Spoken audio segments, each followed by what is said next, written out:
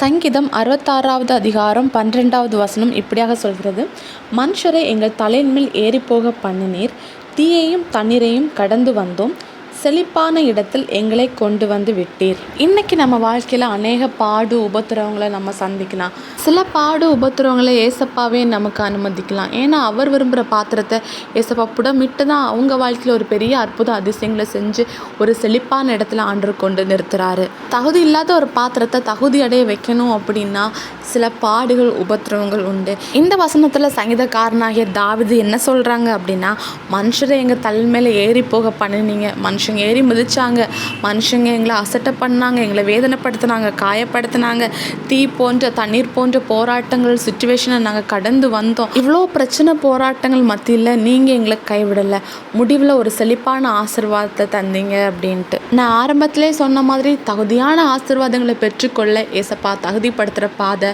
ரொம்ப கஷ்டமான பாதை.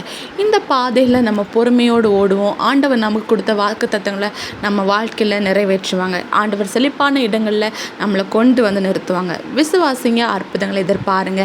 இயேசு கிறிஸ்துவின் நாமத்தில் ஆமேன்.